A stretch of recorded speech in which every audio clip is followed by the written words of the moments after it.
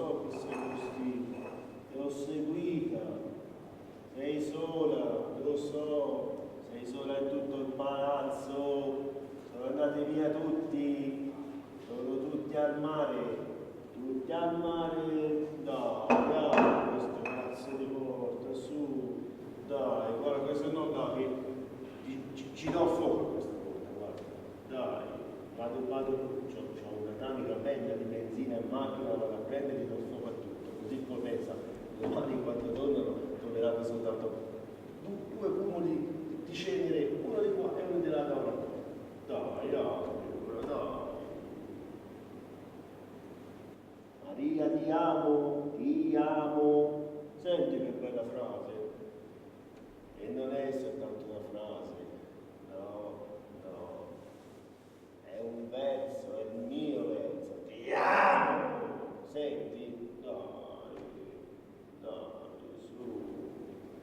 L'ho scritto da tutte le parti, sui muri, in terra, sugli alberi, da tutte le parti. Te non te ne sei mai accorta perché non hai mai voluto accorgerti di questa cosa.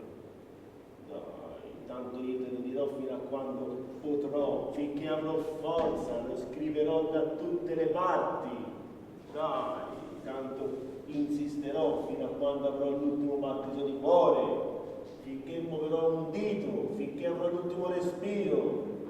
Tanto faccio quello che mi pare, anche perché siamo soli in questo palazzo e io posso, se voglio, posso anche urlare. Oh via, dai.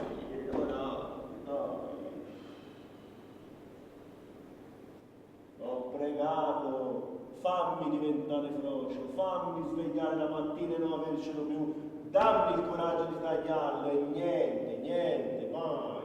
E questa cosa però è una cosa che ti deve portare te dietro, non è colpa mia, è colpa tua se sono arrivato a questo punto, è colpa tua. E ora se non tu apri questo cazzo di porta, prende e ti do fuoco veramente, hai capito? Ti do fuoco con me e con te dentro, a questo cazzo di palazzo, dai.